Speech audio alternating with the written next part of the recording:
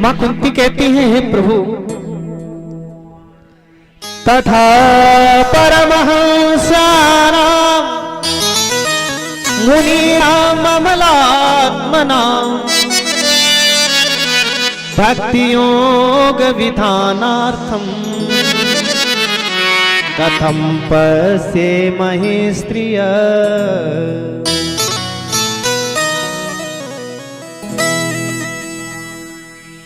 हम तो उसी में प्रसन्न हैं जैसे आप रखना चाहते हो, और जीवन में ये भाव जिसके अंदर आ जाता है उसके ऊपर भगवान की कृपा हो जाती है। बोल बंसी वारे की जय हो।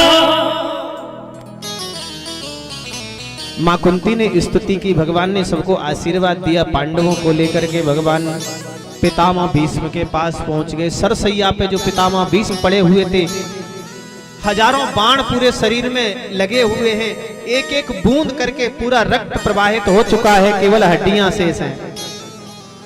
अस्थि पिंजर पे पड़े हुए पितामह भीष्म को पांडवों ने प्रणाम किया। पितामह भीष्म ने भगवान श्री कृष्ण को प्रणाम किया और कहा, गोविंद, मेरी मृत्यु को संवारने के लिए आप आए हो।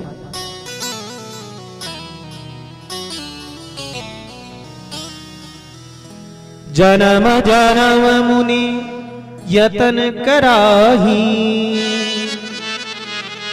अंतराम कहियावत नाही। पूरा जीवन राम राम सीताराम सीताराम राधे श्याम श्री कृष्ण गोविंद हरे मुरारे हे तात नारायण वासुदेवा रटते रटते बीत गया। लेकिन जब मरने का समय आया तो गड़ा हुआ धन याद आ गया। मरने लगा तो राम नाम याद नहीं आया। अभी ये काम रह गया, अभी वो काम रह गया। अभी हमने अपने पार्टनर के साथ में पार्टनरी की थी, 10 बीघे की तो रजिस्ट्री अपने बच्चों के नाम करा ही नहीं पाए। पार्टनर के नाम रजिस्ट्री है, हम मरने वाले हैं, पता नहीं नाम करेगा कि नहीं करेगा। अरे अब तो जाने वाले हो। अंतिम में यदि भगवान का नाम छोड़ करके दुनियादारी याद आ गई और कहीं द्वार पर बैठा हुआ कुत्ता याद आ गया था, हाँ ये नितांत सत्य बात है। अंतिम मति सागति, कहीं दरवाजे पे बैठा हुआ कुत्ता याद आ गया तो कुत्ता ही बनना पड़ेगा। इसलिए जीवन में प्रयास किया जाता है कि अंतिम में भगवान का स्मरण हो। गोपाल, आज मेरा जीवन धन्य हो गया, अब इससे बढ़िया समय कब मिलेगा। परंतु अभी एक काम बाकी है। बोले क्या? बोले पिता के कंधे पर सबसे ज्यादा वजन काय का रहता है? बोले बेटी का विवाह हो जाए। हमारी की एक बिटिया है, हम सोचते हैं इसकी शादी हो जाए। पांडव बोले बाल ब्रह्मचारी, इनकी पुत्री कहां से आ गई? पितामह भीष्म कहते हैं वो जानता है ये मेरी पुत्री कौन है।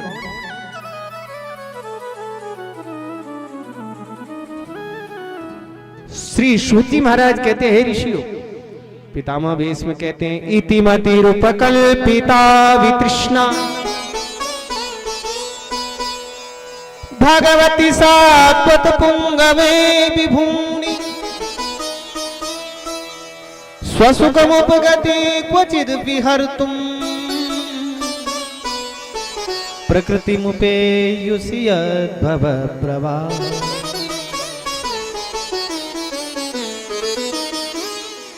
ये मति रूपी बुद्धि रूपी जो पुत्री है, आज ही आपके चरणों की अनुरागिनी हो जाए। ये मेरी मति रूप पुत्री आप स्वीकार कीजिए। जिस प्रकार से कोई लड़की वाला लड़के वाले के पास जाता है ना लड़का देखने के लिए, क्यों साहब? घर में बिटिया है तो बिटिया की सगाई करने के लिए जब लड़की वाले जाते हैं लड़के वाले के यहाँ, तो लड़के वाले की व्यवस्थाओं को देखते हैं। घर कैसा है, मकान कैसा है, जमीन जायदाद कितनी क्या है, नौकरी वोकरी है कि नहीं, परिवार कैसा है, रिश्तेदार कैसे हैं, और लड़की की होने वाली सास कैसी है, सभी चीज प्रयास करता है आदमी अपने हिसाब से। अब जब लड़की वाले को लड़के वाले पसंद आ जाते हैं, सब व्यवस्था बढ़िया दिखती है, तो लड़की वाला बोलता है देखो साहब आपकी व्यवस्था हमको ठीक लगी और लड़का भी बढ़िया है, हमको लड़का पसंद है, अब आप हमारी लड़की देख लो। जब लड़के वाले की व्यवस्था समझ में आएगी तभी तो लड़की वाला बोलेगा कि अब आप हमारी व्यवस्था देख लेना, हमारी बिटिया देख लेना। जब तक लड़के वाले की समझ में नहीं आएगी तो लड़की वाला क्यों कहेगा कि हमारी बेटी देख लेना। पितामह भीष्म कहते हैं, प्रभु मैं अपनी बेटी देना चाहता हूं। इसका मतलब बोले आप हमको पसंद हैं। अब लड़के वाले कौन हो गए? बोले भगवान हो गए। भगवान बोले आप अपनी कन्या हमें देना चाहते हो? बोले हाँ। तो जिस प्रकार से लड़की वाला लड़के वाले से कहता है कि हमारी बेटी देख लो, तो फिर लड़के वाले पूछते हैं आपकी बिटिया कितनी पढ़ी लिखी है, क्या करती है? ऐसे ही भगवान ने पूछा आपकी बेटी की एजुकेशन क्या है, कितनी पढ़ी लिखी है, क्या करती है? पितामह भीष्म कहते हैं बस प्रभु आपके योग्य ही है ये। वितृष्णा भगवत सात्वत पुंगवे विधुम्नि। मेरी बेटी की, मेरी मति रूप बुद्धि रूप पुत्री की एजुकेशन सबसे बड़ी यही है कि वितृष्णा है, इसमें किसी भी प्रकार की तृष्णा नहीं है कि चाह मिटी चिंता मिटी मनुआ बेपरवाह। हमें न नौकरी चाहिए, न फैक्ट्री चाहिए, न दुकान चाहिए, न मकान चाहिए, न घरबारी चाहिए, न परिवार चाहिए। हे प्रभु अब तो ये मति आपके चरणों की अनुरागिनी हो जाए, यही एजुकेशन है। दुनिया देख ली,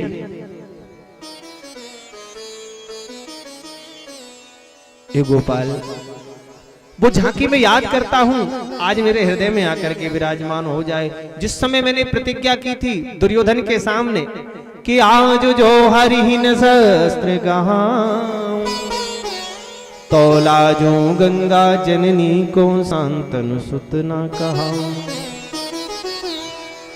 पांडव तल सन्मुख रोड़ू, सरिता रुधिर बहाऊं। इतने करूं तो शपथ मुई हरि की क्षत्रिय गति न पाऊं। मैंने प्रतिज्ञा की और बाणों की वृष्टि कर दी। मेरा नन्हा सा पोता अर्जुन क्या मेरे बाणों को संभाल पाता, लेकिन अर्जुन की रक्षा के लिए आप रथ से कूद पड़े, रथ का चक्का उठाया उंगली में और मेरी ओर ऐसे दौड़ रहे थे जैसे किसी सिंह को मारने के लिए, किसी हाथी को मारने के लिए कोई सिंह दौड़ रहा हो।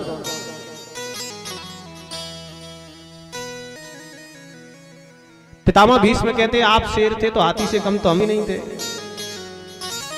किस्वनिगम अपहाय मत प्रतिज्ञा मृतमधिकर्तुमिव प्लुतो रथस्थ।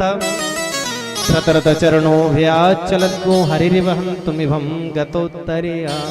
जिस प्रकार से जंगल में हाथी को मारने के लिए कोई शेर दौड़ता है, उसी प्रकार से आप दौड़ रहे थे। प्रभु वही झांकी आज मेरे हृदय में आकर के विराजमान हो। ऐसा कहकर के पितामह भीष्म ने अंतिम श्वास ली, शरीर छोड़ दिया। पांडव रोने लगे, भगवान ने मना किया, रोते क्यों हो, ये तो महापुरुष हैं, 12 भागवतों में नाम है।